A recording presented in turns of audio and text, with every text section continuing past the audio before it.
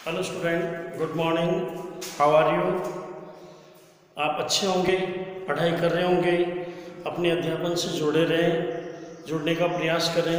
प्रिय विद्यार्थियों, इस समय जिसमें आप बैठे हैं, इस समय एक ऐसा समय है जिसमें आप बहुत कुछ कर सकते हैं। अपने अंदर जितनी भी जैसे जो एबिलिटी है, उस एबिलिटी को आप बाहर निकाल सकते हैं। आप देखते हैं कि आप घरों में बैठे हैं, सब कुछ घर के अंदर है। आप देखते कि ना मार्केट जाना, ना कोई कार्य करना, बैठे हैं। तो आप बैठे बैठे कम से कम इस समय का सदुपयोग करें। मुझे पता है ग्रामीण क्षेत्रों में रहने वाले जो विद्यार्थी हैं वो लगभग अपने पेरेंट्स का सहयोग कर रहे हैं। आप धन्यवाद के पात्र हैं, क्योंकि माता पिता के कार्य में सहयोग की अपेक्षा आपसे होनी भी चाहिए, आपको करना भी चाहिए। मैं मानता हूँ कि लगभग ये कार्य भी आपका कंप्लीट हो चुका है, तो आप बैठकर अपना ये कार्य करें, पढ़ने की ओर फोकस दें। आपके अंदर जितनी भी जो कमी है, उस कमी को आप बाहर लाने का प्रयास करें, ताकि आप इस समस्या का निदान कर सकते हैं। हर सब्जेक्ट को, मेरे विद्यार्थियों, आपके जैसे 5 सब्जेक्ट हैं, 5 सब्जेक्ट में हर बुक्स को, आपके पास से बुक्स अवेलेबल होगी, आप उस बुक्स में से हर चैप्टर को एक चैप्टर को डेली रीड करने का प्रयास करें। आपकी समझ में नहीं आएगा, लेकिन दोबारा पुनः जब आप उसको रीड करेंगे तो आपकी समझ में आएगा। और स्कूल खुलने पर जब आप स्कूल आएंगे, पुनः आप सिलेबस आपका रिवाइज होगा, तो आपको बहुत अच्छे से याद हो जाएगा। आप अच्छे परसेंटेज बना सकते हैं। लक्ष्य आपका बड़ा होना चाहिए।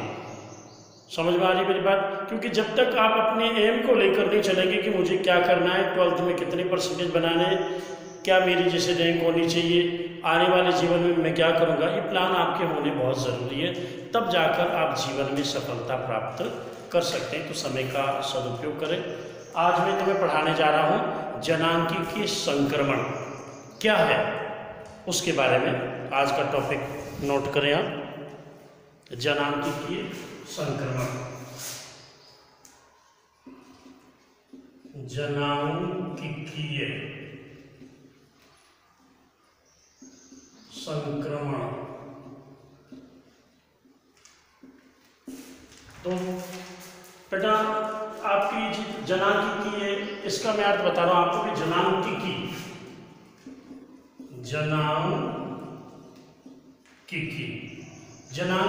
क्या है। तो जनांगीय का मतलब होता है जनसंख्या का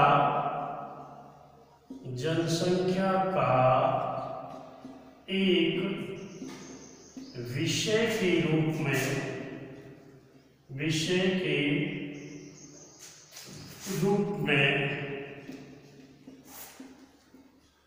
विषय के रूप में अध्ययन करना। जनांगीय जनसंख्या का एक विषय के रूप में अध्ययन करना जनांगीय कहलाता है। फिर आप देखते हैं कि संक्रमण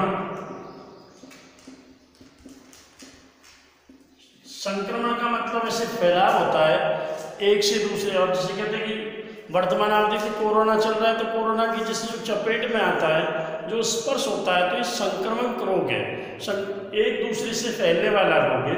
तो यह संक्रमण का मतलब परिवर्तन हो रहा है। यह संक्रमण का अर्थ क्या है? परिवर्तन होना। और परिवर्तन किस में हो रहा है? जनसंख्या में हो रहा है। परिवर्तन किस में हो रहा है? जनसंख्या के अंतर्गत परिवर्तन हो रहा है। यह समझने की चेष्टा करना। जब आप इसके मूल भाव को आप समझेंगे, तब इस टॉपिक को आपको समझने में दुविधा नहीं होगी। भी जनांगीय संक्रमण क्या है? कि जनांगीय संक्रमण जनसंख्या में परिवर्तन को प्रदर्शित करता है। किसको प्रदर्शित करता है?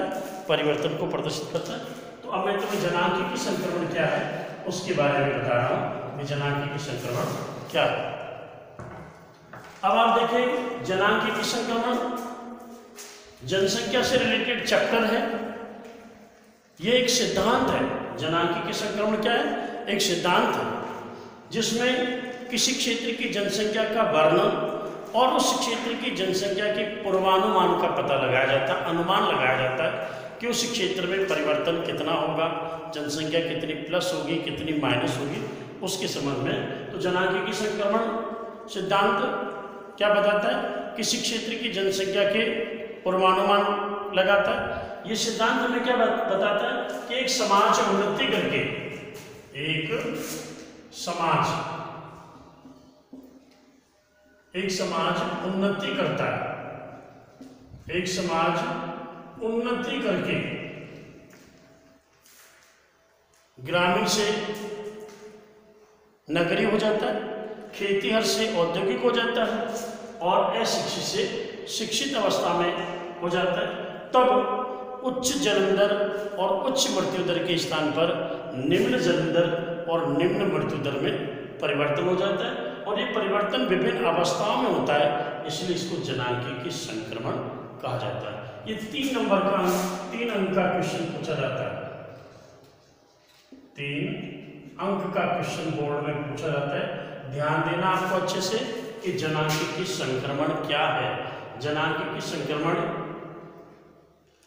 किसी क्षेत्र की जनसंख्या के पूर्वानुमान और उस क्षेत्र की जनसंख्या के वर्णन से रिलेटेड है।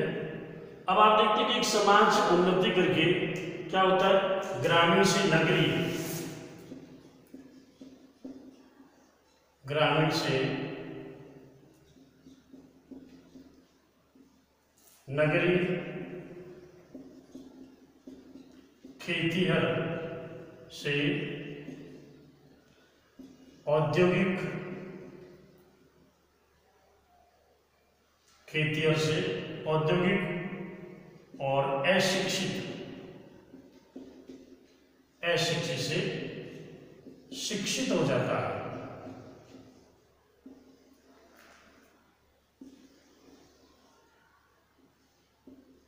इसको कहते हैं जनांगीय संक्रमण।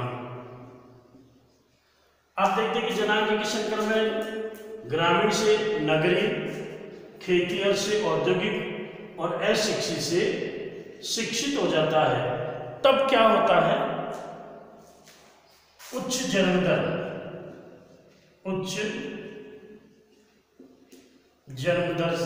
और उच्च मृत्यु दर, उच्च जन्म दर और उच्च मृत्यु दर से निम्न जन्म दर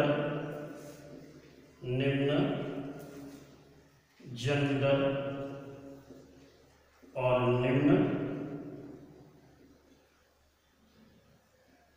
मृत्यु दर में परिवर्तन हो जाता है। उच्च जन्म दर और उच्च मृत्यु दर से निम्न जन्म दर और निम्न मृत्यु दर में परिवर्तन हो जाता है। ये परिवर्तन विभिन्न अवस्थाओं में होता है, इसलिए इसको जनांगीय संक्रमण कहा जाता है। तो कॉन्सेप्ट में मानता हूँ आपके क्लियर हो गया होगा कि जनांगीय संक्रमण क्या है। कि जनांगीय संक्रमण सिद्धांत किसी क्षेत्र की जनसंख्या के वर्णन और भविष्य की जनसंख्या के पूर्वानुमान का पता लगाना है। एक समाज उन्नति करके ग्रामीण से नगरीय, खेतीहर से औद्योगिक और अशिक्षित से शिक्षित हो जाता है, तब उच्च जन्म दर और उच्च मृत्यु दर से निम्न जन्म दर और निम्न मृत्यु दर में परिवर्तन हो जाता है। और ये परिवर्तन विभिन्न अवस्थाओं में होता है, इसलिए इसको जनांगीय संक्रमण कहते हैं। तो जनांगीय संक्रमण क्या है, ये कॉन्सेप्ट आपका क्लियर हो गया होगा कि जनांगीय संक्रमण किसे कहते हैं। और अब है जनांगीय संक्रमण की अवस्था। जनांगीय संक्रमण की क्या क्या अवस्थाएं हैं उसके बारे में आपको बता रहा हूँ। तो जनांगीय संक्रमण किसे कहते हैं, क्लियर हो गया, आपकी समझ में आ गया कि एक समाज उन्नति करके ग्रामीण से नगरीय हो जाता है, खेतीहर से औद्योगिक हो जाता है, अशिक्षित से शिक्षित हो जाता है, तब उच्च जन्म दर और उच्च मृत्यु दर के स्थान पर निम्न जन्म दर और निम्न मृत्यु दर में परिवर्तन हो जाता है। और ये परिवर्तन विभिन्न अवस्थाओं में होता है, इसलिए इसको हम जनांगीय संक्रमण कहते हैं। कॉन्सेप्ट क्लियर, जनांगीय संक्रमण, जनसंख्या में परिवर्तन हो रहा है। आपको ये चीज़ ध्यान रखनी है, परिवर्तन किस में हो रहा है, जनसंख्या में हो रहा है। अब जनसंख्या में परिवर्तन का मतलब कि एक समाज उन्नति करता है आदिम अवस्था से, तो ग्रामीण से नगरीय हो जाता है, खेतीहर से औद्योगिक हो जाता है और अशिक्षित से शिक्षित हो जाता है, तब जनांगीय संक्रमण कहलाता है। ये 5 अवस्था में होता है जनांगीय संक्रमण की अवस्थाएं।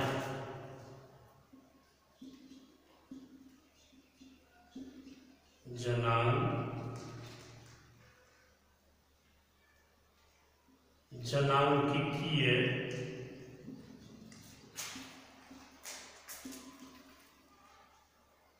संक्रमण की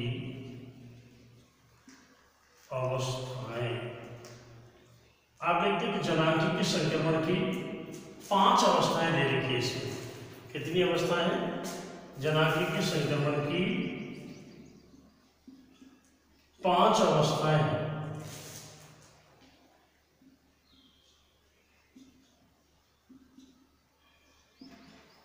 कितनी अवस्था है? जनांकिकीय संक्रमण की 5 अवस्था है। पहली अवस्था उच्च जन्म दर व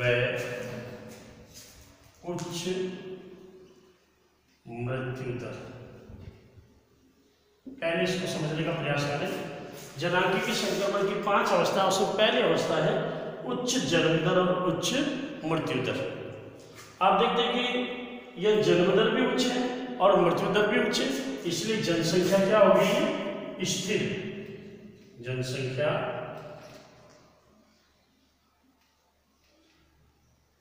स्थिर है, क्योंकि जितने लोग जन्म रहे हैं उतने ही लोग मर रहे हैं, तो जनसंख्या बिल्कुल नील थी।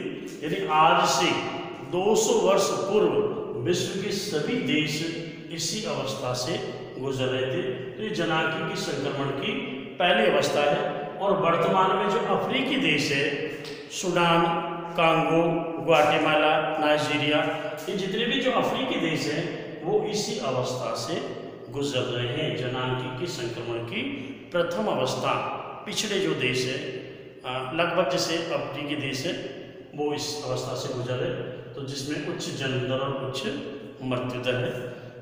इस अवस्था में जनसंख्या बिल्कुल स्थिर हो जाती है। दूसरी अवस्था है इसकी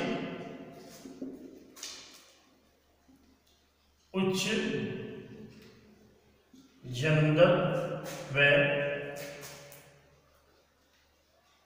मृत्यु दर उच्च लेकिन गिरती हुई।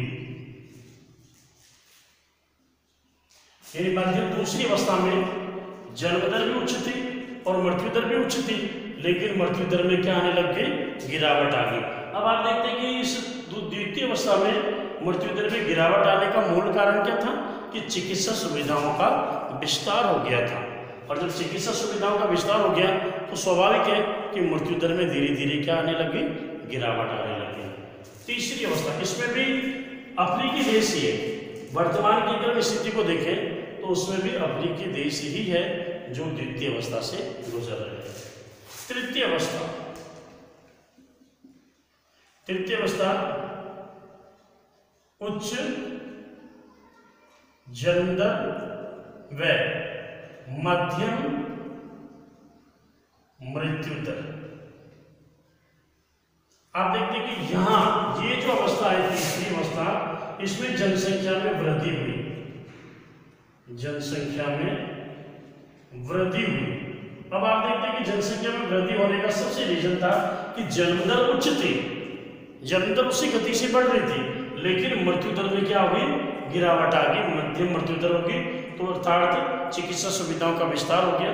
तो ये जो तीसरी अवस्था है, इस तीसरी अवस्था में हमारा देश भारत तीसरी अवस्था से गुजर रहा है। क्वेश्चन अगर पूछा जाता है कि जनांकिकीय संक्रमण में भारत किस अवस्था में है, तो भारत किस अवस्था के अंतर्गत आ रहा है? तीसरी अवस्था। यानी भारत, चीन, पाकिस्तान, नेपाल, भूटान, भारत के जो पड़ोसी देश है वो किस अवस्था से गुजर रहे हैं? तीसरी अवस्था से गुजर रहे हैं। यहाँ जन्म दर उच्च है और मध्यम मृत्यु दर है। उसका रीजन आपको बताया कि देश आज़ाद हुआ था 1947 में, और देश के आज़ाद होते ही आपको देखते हैं कि हमारे सामने विकट समस्या खाद्यान्नों की थी। तो सरकार ने पंचवर्षीय योजना बनाकर कृषि कार्यों को प्राथमिकता दी, कृषि पर बढ़ावा दिया। फिर द्वितीय पंचवर्षीय योजना में सरकार ने उद्योगों पर प्राथमिकता दी, और तृतीय पंचवर्षीय योजना थी उसमें शिक्षा, चिकित्सा उस पर, और जो चिकित्सा सुविधाओं का विस्तार हुआ तो परिवार कल्याण जैसी योजनाएं वो चलाई गई और सीमित परिवार, छोटे परिवार को प्राथमिकता दी गई। तो धीरे धीरे इसमें गिरावट। अब आप देखते हैं कि भारत में जनसंख्या तेजी से बढ़ने का सबसे रीजन क्या है कि जन्म दर उच्च है और मृत्यु दर मध्यम हो गई है, इससे जनसंख्या तीव्र गति से बढ़ गई है। आप देखते हैं कि भारत में 1950 के बाद का काल, 1950 के बाद के काल को जनसंख्या का विस्फोटक काल कहते हैं। विस्फोटक काल अर्थात 1950 के बाद भारत की जनसंख्या में तीव्रता के साथ में वृद्धि हुई। उसका सबसे बड़ा रीजन क्या था कि चिकित्सा सुविधाओं का क्या हो गया, विस्तार हो गया और खाद्य पदार्थों की निश्चित आपूर्ति हो गई, इसलिए जनसंख्या विस्फोट हुआ, जनसंख्या में तीव्र गति से वृद्धि हुई। चौथी अवस्था, जनांगीय संक्रमण की हम चौथी अवस्था के बारे में कर रहे। तो चौथी अवस्था में आप देखते हैं कि मध्यम जन्म दर व निम्न मृत्यु दर। मध्यम जन्म दर और निम्न मृत्यु दर। आप देखते हैं कि चौथी अवस्था के अंतर्गत जनसंख्या में क्या होने लगी, जन्म दर में गिरावट आने लगी, परिवार कल्याण कार्यक्रम जैसी योजनाएं चलाई जाने लगी, सीमित परिवार को प्राथमिकता दी जाने लगी। आप देखते हैं कि जो जो जनसंख्या जब तेजी से बढ़ी तो उनकी खाद्यान्न संबंधी आवश्यकताओं की पूर्ति सामने आने लगी, समस्या आने लगी। तो धीरे धीरे लोगों ने छोटे परिवार को प्राथमिकता दी। सरकार ने भी परिवार कल्याण कार्यक्रम जैसी योजना चलाई गई और सरकार ने पूर्णतः पाबंदी लगाई कि जिनमें परिवार, जैसे बड़ा परिवार है 2 बच्चों से अगर ज़्यादा है तो उन्हें सरकारी सेवाओं में नहीं लगाया जाए, या जो सरकारी सेवाओं में है उनको प्रमोशन नहीं दिया जाए। ऐसे जैसे नियम लागू करके इसको कंट्रोल किया गया। तो मध्यम जन्म दर और निम्न मृत्यु दर, और लास्ट की जो अवस्था थी पांचवी अवस्था, उस पांचवी अवस्था में निम्न जन्म दर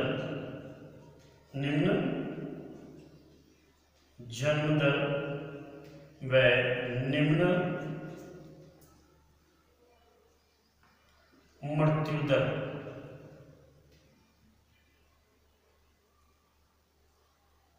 निम्न जन्म दर और निम्न मृत्यु दर।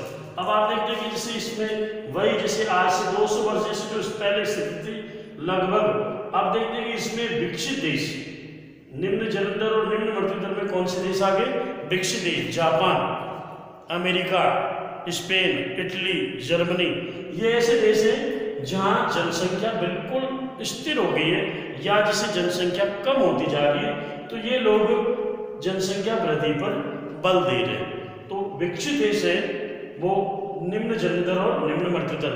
आप देखिए कि पुणे वही स्थिति आ गई कि जनसंख्या क्या हो गई है, स्थिर हो गई है या जनसंख्या माइनस में जा रही है, कम आ रही है। आप देखते हैं कि विश्व में ऐसे कई देश है जहाँ जनसंख्या बहुत कम है और संसाधन बहुत ज़्यादा है, तो वो देश जनसंख्या बढ़ावा पर बल दे रहे हैं ताकि उन संसाधनों का उपयोग करेंगे। आप देखते हैं किसी भी देश में मानव अगर नहीं है तो उनके संसाधनों का उपयोग नहीं कर पाएगा, अतः मानव ही उस देश के संसाधन कहलाते। तो मानव को संसाधनों का जनक कहा जाता है। बिना, आप देखते हैं किसी भी देश का जो मूल संसाधन है तो वो कौन होते हैं, मानव होता है, लोग होते हैं। वास्तविक धन, किसी भी देश के वास्तविक धन कौन होते हैं, लोग होते हैं, वहाँ की जनसंख्या होती है। अगर किसी देश में जनसंख्या नहीं है तो उन संसाधनों का उपयोग नहीं होगा, उस देश का विकास संभव नहीं है। तो ये जनांगीय संक्रमण की कितनी अवस्थाएं थी, 5 अवस्थाएं थी। इन 5 अवस्थाओं के बारे में आपको बताया कि जनांगीय संक्रमण क्या है। जनांगीय संक्रमण एक सिद्धांत है जो किसी क्षेत्र की जनसंख्या के वर्णन और भविष्य की जनसंख्या के पूर्वानुमान के लिए अनुमान लगाता है, और ये क्षेत्र बताता है, ये सिद्धांत बताता है कि एक समाज उन्नति करके ग्रामीण से नगरीय, खेती से औद्योगिक और अशिक्षित से शिक्षित अवस्था में होता है तो जन्म दर और उच्च जन्म दर और उच्च मृत्यु दर के स्थान पर निम्न जन्म दर और निम्न मृत्यु दर में परिवर्तन होता है। परिवर्तन विभिन्न अवस्थाओं में होता है, इसलिए इसको जनांकी की संक्रमण कहते हैं। नेक्स्ट आपका जो टॉपिक है वो है जनसंख्या घनत्व के प्रकार। जनसंख्या घनत्व के प्रकार। अब देखो जनसंख्या घनत्व के प्रकार कितने हैं उनके बारे में आपको रीड करना है। ये भी एग्जाम की दृष्टि से महत्वपूर्ण, इससे संबंधित भी क्वेश्चन आपको पुटअप किया जा सकता है। तो जनसंख्या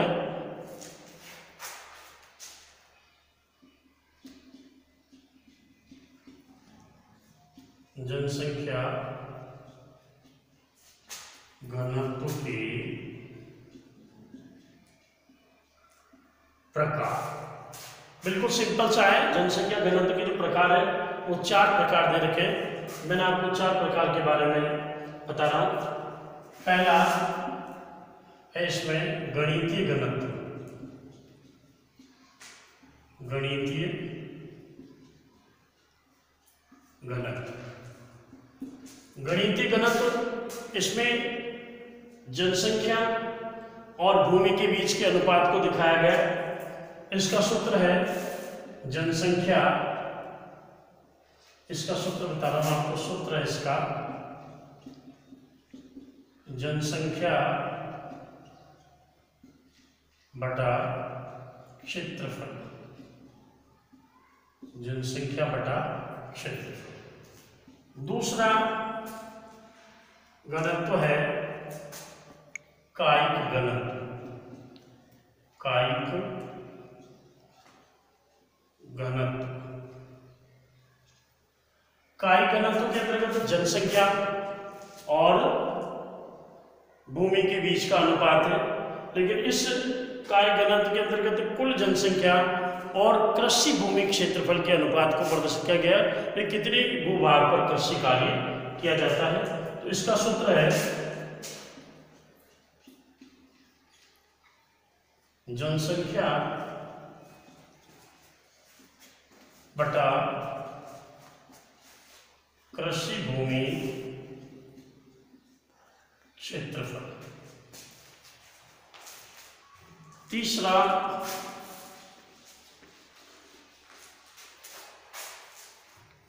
तीसरा इसमें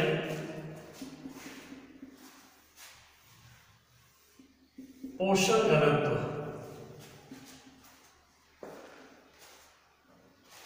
पोषण घनत्व के अंतर्गत उस क्षेत्र के भोज्य पदार्थों की जो फसलें हैं उनका क्षेत्रफल प्लस जनसंख्या, इन दोनों को इसके अंतर्गत दिया जाता है। तो इसका सूत्र है जनसंख्या बटा भोज्य पदार्थों का क्षेत्रफल। चौथा कृषि घनत्व। कृषि घनत्व में कृषि और या कृषि घनत्व में आपको समझना है, या कृषि घनत्व में कृषक जनसंख्या को लिया जाता है। भी जो टोटल कृषक और कृषक का परिवार और क्षेत्रफल को लिया जाता है, कितनी भूमि पर ये बोया जाता है। तो इसका सूत्र है कृषक जनसंख्या। कृषक जनसंख्या बटा कृषि भूमि क्षेत्रफल। कृषि भूमि क्षेत्रफल। और लास्ट आपका जैसे इसका घनत्व है वो है आर्थिक घनत्व।